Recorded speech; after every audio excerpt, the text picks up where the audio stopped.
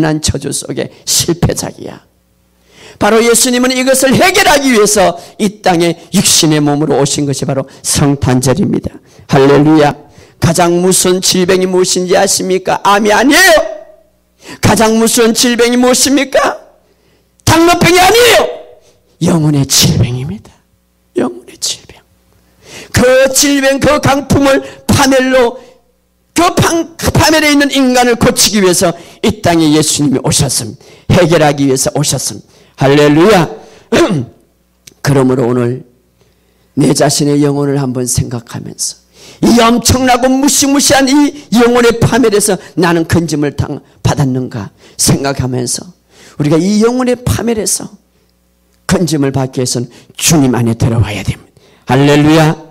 두 번째, 아담의 죄로 인해서 엄청난 3대 강풍을 만나게 됐는데, 재앙을 만나게 됐는데, 저주를 만나게 됐는데, 바로 저주의 강풍. 이 저주의 강풍, 저주의 강풍으로 인하여서 삶이 황폐하게 되었고, 삶이 고통하게 되었고, 삶이 실패하게 되었고, 삶이 내 인간의 육신의 삶만입니다. 아담과 하와는 하나님의 말씀을 떠나고 그 이후에 저주의 강풍으로 휩쓸려서 그 삶이 아주 두려움에 빠지게 되었어요. 그 삶이 근심에 빠지게, 그 삶이 슬픔에 빠지게 된, 그 삶이 부부관계가 깨어져요. 그 삶이 어떻습니까? 모든 것이 초토화됐어요. 모든 것이 파멸됐어요. 하나가 되지 못했습니다. 두려움과 재앙과 근심이 날마다 그 속에 들어왔습니다. 바로 인간의 이 무시무시한 범죄로 인한 저주의 강풍으로 인하여 삶이 고통스러웠습니다. 바로 예수님은 이것을 해결하기 위해서 이 땅에 오셨습니다. 그 증거로 이제 가나안 땅 여인이 딸이 귀신에 들려서 살아갈 수가 없었습니다. 너무나 힘들었습니다. 모든 것들이 다 희망이 없고 두려웠습니다. 그때 예수님 앞에 데려올 때 그 딸이 고침을 받았습니다. 할렐루야. 저주의 강풍에서 해결했습니다. 삶에서 새로운 희망을 얻었습니다. 성경에 보면 저주의 강풍의 삶 속에서 황폐하게 된 사람들을 많이 봅니다. 막달라 마리아는 7 귀신에 들렸습니다. 그러나 예수님을 만남으로 그는 예수님 앞에 새로운 인생을 받았습니다. 할렐루야. 저주의 강풍으로 삶이 두렵고 불안하고 고통스러운 문제를 해결하기 위해서 이 땅에 오신 분이 예수님이십니다. 세 번째, 또 하나의 강풍이 있는데 바로 죽음의 강풍. 이 죽음, 많은 사람들이 죽음 때문에 두려워합니다. 죽음 때문에. 이 죽음은 우리에게 절망을 가지고 오고 이 죽음은 우리에게 소망을 차단합니다. 그런데 주님은 이 죽음까지도 우리에게 해결하기 위해서 오셨습니다. 그 증거로 바로 나사로 죽은 사람을 살렸습니다. 나사로야 일어나라! 나사로야 일어나라! 인간에게 가장 무서운 것은 죽음. 여러분, 내 삶의 내일의 보장이 없습니다. 그러나 예수 안에 있으면 내일의 보장이 있습니다. 할렐루야. 바로 한 성의 가부의 독자 외아들이 죽었습니다. 그때 예수님이 그에게 가늘에 손을 대며 일어나라, 다윗이다움 일어나라, 청년아 일어나라. 그때 일어났습니다. 이것은 하나의 그 죽은 시체를 일으키는 의미보다 오늘 온 세상을 향한 메시지, 내가 죽음의 저주, 죽음의 강풍에서 너희를 해결하러 왔노라. 할렐루야. 너에게 생명을 주러 왔노라. 내가 온 목적은 너에게 생명을 주러 왔노라. 너희가 죽음의 강풍에서 영원한 삶을 살 수 있는 생명을 주러 왔노라. 할렐루야. 생명을 주러. 그래서 오늘 아까 우리가 예수님은 인간의 모든 질문에 해답이십니다. 할렐루야. 예수님은 우리에게 죽음의 강풍, 절망에 빠진 인간을 해결하기 위해서, 바로 죄의 강풍, 바로 영혼의 파멸에서 해결하기 위해서, 저주의 강풍인 삶이 황폐하게 되고 두렵고 절망 속에 있는 모든 삶을 회복시키기 위해서 왔습니다. 죽음의 강풍인 절망과 소망이 없는 인간에게 그것을 해결하기 위해서였습니다. 그 해결하기 위해서 예수님이 어떻게 했습니까? 예수님이 왜 이 땅에 태어났습니까? 죽기 위해서 태어났습니다. 누구를 위해서? 나를 위해서. 그래서 십자가에 예수님이 못 박힐 때에 죄악의 강풍을 받았습니다. 죄악의 강풍. 그로 인해서 그 영혼이 얼마나 고통스러워. 죄악의 강풍. 그래서 그 영혼이 지옥까지 갔어요. 예수님이 저주의 강풍, 삶의 모든, 예수님은 부유하신, 예수님은 건강하신 분, 예수님은 모든 것이 완벽하심. 그럼에도 불구하고 예수님은 찢기고 가난하고 왜 그렇습니까? 저주의 모든 삶의 항폐, 그것을 다 짊어졌습니다. 예수님은 죽었습니다. 그러나 3일 만에 다시 살아났습니다. 할렐루야. 예수님은 죄악과 저주의 죽음, 한 몸의 그를 모든 몸이 찢기시고 율법의 저주를 받았다고 그랬습니다. 고통과 괴로움을 당했습니다. 그러나 예수님은 3일 만에 부활하셨습니다. 3대 재앙을 예수님은 다 짊어지시고 예수님은 해결하셨기 때문에, 그래서 예수님이 우리에게 이렇게 말하면 내가 다 이루었다. 마치 갈릴리 바다에 폭풍과 몰아치고 제자들은 예수님 우리가 죽게 되옵니다. 물이 들어옵니다. 우리는 이제 살 수가 없습니다. 더 이상 우리는 희망이 없습니다. 이제 우리 큰일 났습니다. 예수님이 그 모든 강풍을 이제 다 꾸짖으며 잠잠하라 하듯이 예수님이 십자가 위에서 모든 강풍을 다 짊어졌습니다. 그리고 마지막에 말했습니다. 다 이루었다. 다 이루었다. 다 이루었다. 할렐루야. 그리고 주님이 우리에게 말합니다. 수고하고 무거운 짐진 자들아 다 내게로 오라. 내가 너희를 쉬게 하리라. 너희 어떤 강풍을 만나느냐, 너희 어떤 저주를 만나느냐, 너희의 삶에 어떤 삶의 강풍을 만나느냐, 다 내게로 오라. 내가 너희를 쉬게 하리라. 왜? 내가 너희들의 강풍을 다 짊어지셨기 때문에. 그래서 예수님은 우리에게 피난처시요, 예수님은 우리에게 어레시요, 예수님은 우리의 요새십니다. 할렐루야.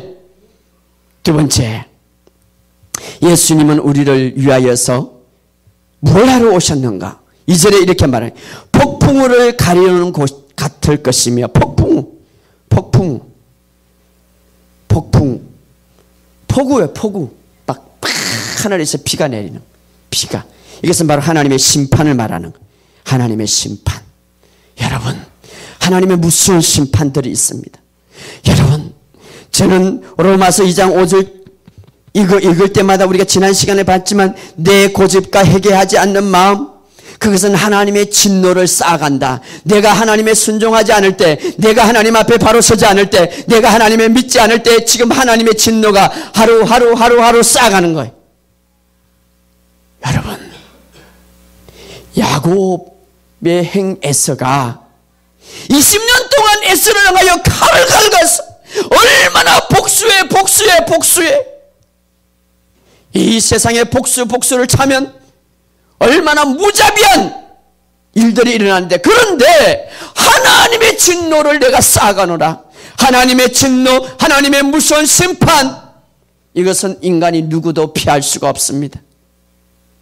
에베소서 2장 3절에 너희는 본질상 진노의 자녀들아. 우리가 예수 믿기 전에 하나님의 진노의 자녀, 우리가 예수 믿기 전에 하나님의 심판의 자녀, 우리가 예수 믿기 전에 하나님으로부터 진노의 자녀였습니다. 그런데 그 진노를, 그 심판을 예수님이 받으셨습니다. 이걸 알아요. 예수님이 대신해서 그 우리가 심판을 피하는 것이 아니라 예수님이 받았기 때문에, 예수님이 십자가에서 진노를 받았었습니다. 예수님이 하나님의 심판을 받았습니다. 아버지여, 엘렐리라바 사박다니, 나의 하나님 어찌하여 나를 버리시나이까? 하나님이 예수님을 버렸습니다. 나의 하나님 어찌하여 나를 버리시나이까? 나의 하나님 어찌하여 버리시나이까? 하나님의 진노, 하나님의 심판이 예수님에게 임했습니다. 왜? 내가 받아야 할 심판을, 내가 받아야 할 진노를 예수님이 대신 받았기 때문에. 그때의 어느 시인이 이렇게 말합니다. 그때에 하나님도 눈을 감았다.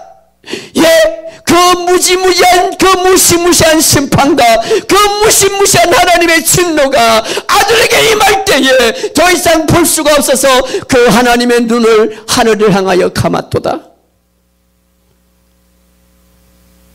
그런데 여러분, 그 무시무시한 하나님의 진노와 심판을 인간들은 지금 모르고 있고 그것을 향하여 가고 있다는 사실입니다. 그런데 예수님이 이 땅에 오신 목적이 뭡니까? 그 심판과 진노를 피해주기 위해서, 피하기 위해서 대신 받으셨습니다. 할렐루야. 그래서 그 심판을, 그 폭우를, 무서운 그 폭우를 예수님이 대신 받기 위해서 이 땅에 오셨습니다. 바로 구약은 앞으로 우리가 일어날 일과 또 신약에 일어났던 일을 예표적으로 이야기해 주고 있는데, 창세기 6장에 보면 인간의 잘못된 사고와 잘못된 번제와 하나님 말씀에 불순종함으로 하나님께서 이 세상을 물로 심판했습니다. 노아는 물로 심판하기 전에 120년 동안 하나님의 말씀을 선포해서 하나님 앞에 돌아와라, 하나님의 심판이 여러분들에게 있다. 그들은 돌아오지 않았습니다. 결국은 방주 밖에 있는 모든 사람들은 하늘에서 내려오는 폭우와 땅에서 솟아오는 물로 그들은 다 죽고 말았습니다. 그러나 방주 안에 있는 사람은 살았습니다. 기쁨을 얻었습니다. 평안을 얻었습니다. 할렐루야. 예수 안에 있을 때에 평안을 얻고, 예수 밖에 있으면, 방주 밖에 있으면 심판의 대상밖에 없습니다. 그 심판은 어느 누구도 있습니다. 해결할 수가 없습니다. 성경은 말합니다. 시편 1편 5절에 보면 악인이 심판을 견디지 못하며 죄인이 의인의 해중에 들지 못, 악인은 심판을 견디지 못한다. 여러분, 그래서 이 세상의 많은 종교들은 무언가 자기 행위를 통하여서 구원해 보려고 합니다. 여러분, 내가 열심히 행위와 노력을 해도 거기에 하나님의 심판에 구원은 없습니다. 유대교는 구약을 믿죠. 하나님을 믿지만 예수를 믿지 못하기 때문에 율법을 행함으로, 내가 열심히 행함으로 하나님의 심판을 다시 한번 구원을 받아보려고 노력합니다. 그러나 거기에는 구원이 없습니다. 또 불교는 참선과 선행과 고행으로 내가 선행을 하면, 내가 좋은 일을 하면, 내 어떤 자신을 누리고 하면 구원을 받는다고 그들은 열심히 하고 있어요. 그러나 그 구원이 없습니다. 이슬람 교회는 어떻습니까? 매일 5번 메카를 향하여서 기도하고 1년에 한 번씩 성전 순례를 하고 그들은 금식을 하고 그들은 막 그렇게 합니다. 힌두교는 어떻습니까? 극심한 고행을 통하여서 장기적으로 금식을 합니다. 불 속에 때로는 뛰어들어갑니다. 자기는 한쪽 다리를 서기도 하고 자기를 막 가시 덤불해하고 자기를 어떻게 짓눌러 봅니다. 왜? 구원을 얻으려고. 그러나 그 속에는 구원이 없습니다. 인간의 행위와 노력으로는 구원이 없어요. 예수님께서 대신 심판을 받았기 때문에 예수 이름 외에는 구원 얻을 만한 자 이름을 준 적이 없노라. 할렐루야. 예수 이름은 하나님의 진노의 심판을 예수님이 피하도록 하기 위해서 이 땅에 오셨습니다. 그런데 더 중요한 것은 말세에 하나님의 진노 심판이